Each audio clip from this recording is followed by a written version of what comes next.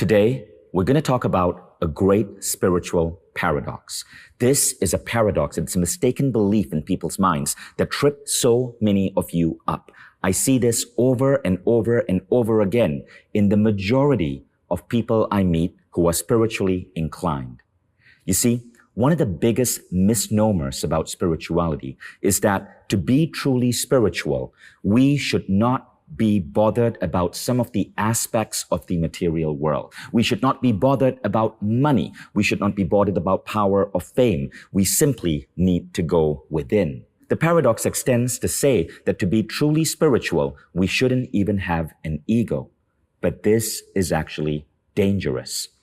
See, the world doesn't need people who are so obsessed with inner introspection that they are only exploring their own inner world. The world needs people who come alive through introspection to go forth, shake up, rattle, and shake the world.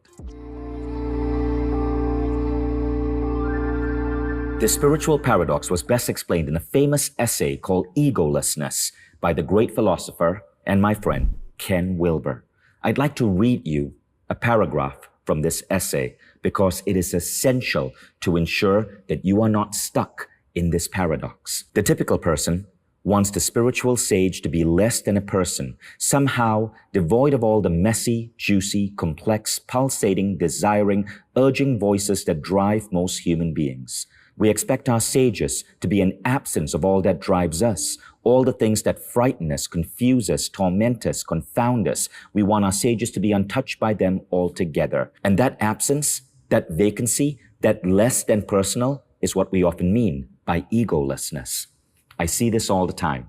I use the F word in my teaching and someone goes, "How dare you call yourself a spiritual teacher?" I put up pictures of me dancing with customers and my teammates and my friends in weird costumes at A-Fest. And people say, "How dare you have a party at a spiritual event?" These are people who have a twisted idea of what it truly means to be spiritual. Ken Wilber goes on to write, "But egolessness does not mean less than personal. It means more than personal, not personal minus, but personal plus.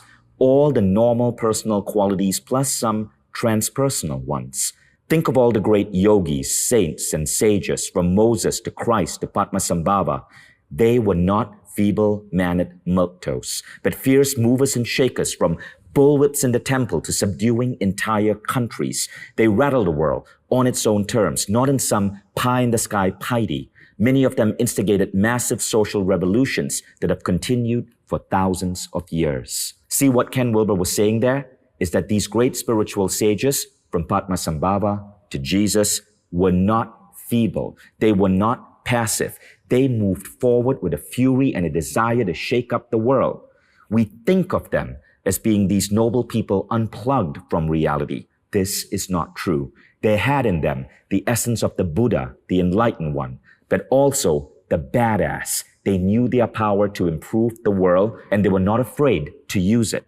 Wilber continues to write, "And they did so, not because they avoided the physical, emotional, and mental dimensions of humanness and the ego that is their vehicle, but because they engaged them with a drive and intensity that shook the world to its very foundations. No doubt, they were also plugged into the soul and the spirit, the ultimate source of their power, but they expressed that power and gave it concrete results precisely because they dramatically engaged the lower dimensions through which that power could speak in terms that could be heard by all." This is the definition of the Buddha and the badass. This is what I want you to know, because I was one of those people who believed that to truly be spiritual, I should not care about money, power, or fame.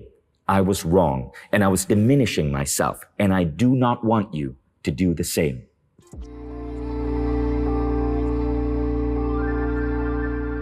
Martin Luther King expressed the same idea in one of his quotes. This is my favorite MLK quote, and I want you to pay attention to what Luther King is saying because, once again, there's an important lesson here, and it correlates with what Wilber just wrote about. Now, when you listen to this MLK quote, you will see that MLK is actually answering an important question here. Okay, so you want to be spiritual and you also want to shake up the world, but how do you know that you're using those spiritual powers for good, to shake up the world in a good way and not a disruptive way, not for selfish reasons, but to benefit all of humanity. This is what MLK wrote. Power without love is reckless and abusive, and love without power is sentimental and anemic. Power at its best is love implementing the demands of justice, and justice at its best is power correcting everything that stands against love. See, what Luther is saying is that you need the combined forces of power and love, the desire to shift the world, to take action, but also that compassion in your heart to do it for the well-being of others. And in fact, he warns against the idea of only being love. Love without power is sentimental and anemic. It may make you feel good about yourself, but you are not fully using your potential to make the world better for others. Remember the story of the Taiwanese Buddhist monk that I shared. Through her organization, Juqi, she shook up the world, started the #1 hospital in Asia, mobilized 11 million volunteers to help ease suffering. She was not content with just meditating for hours a day in a temple. So remember, as you go forth in your journey, you are going to learn to embrace the powers of the Buddha within, the powers to bend reality, to tap into intuition, to have powerful inner peace. But you must use this power as a badass to truly make a mark in this world. Why am I so passionate about this? Because I was limiting myself, because I had these beliefs. I once sought Marissa Peer, the great hypnotherapist, to come and give me a treatment because I was going through a tough time. I simply was not making money. Mind Valley was doing good, but I myself was not making money. Marissa Peer is a powerful hypnotherapist. Her programs on Mind Valley, Uncompromised Life, and Rapid Transformational Therapy are incredible programs. So Marissa came to give me a treatment. Now, at that time, I was running A-Fest, my festival. I loved A-Fest, and I was gaining so much pleasure and connections and fun from A-Fest. Every A-Fest would generate several $100,000 worth of profit. But what I would do is I would take that profit and I would give it completely in whole to charity. I felt guilty keeping that money because I was having fun creating A-Fest. Why would I need that money? I felt that giving it away was the best way to help the world. Now, at the same time, I was struggling with my other businesses. They were all more or less just breaking even. So I didn't have the income I wanted to live the kind of life I hoped to create. I asked Marissa for help, and she put me through a hypnotherapy session to make me regress in time to my childhood. And there, a memory emerged. You see, when I was 13 years old, I had a teacher. Let's call him Mr. Richard. Mr. Richard was an amazing teacher from England. He was teaching me as a young high school kid, and I loved Mr. Richard. He was teaching me English literature. He was so brilliant, so kind. I loved the subject matter, and he became someone I truly respected. But I also knew that Mr. Richard was really suffering. And as much as I loved him, I realized that he put a false construct in my head. You see, Marissa Peer made me realize that I saw myself as a teacher. At A-Fest, I was on stage. At Mind Valley and in front of this camera, I'm teaching you.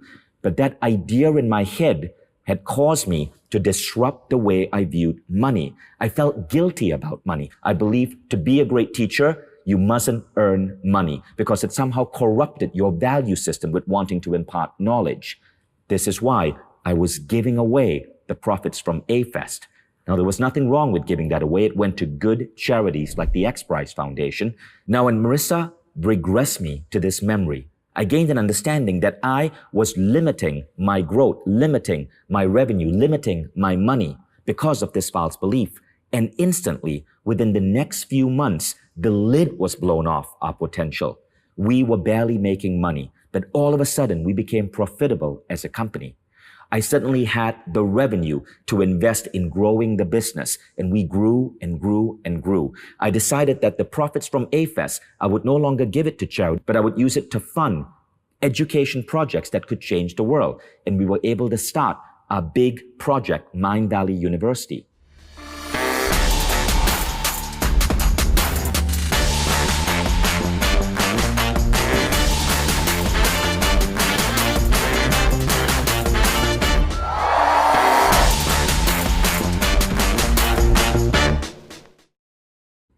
My income went up, my wealth went up, and along with it, I was able to take hundreds of people because our company could grow and expand. But prior to that awakening, I was living that false construct. Money, fame was bad.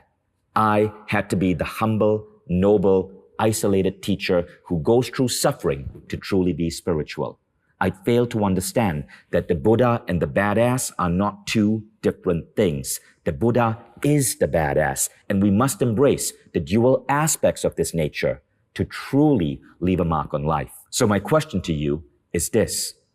Have I felt thus far that to be truly spiritual, I had to give up some of my desires, the desire for money, for wealth, for fame, for sex, for power? And when we finish this program, you're going to come back to this question, relook at it, and see if your viewpoint has changed. If you feel compelled, feel free to share your answer in the online community, and I will see you tomorrow.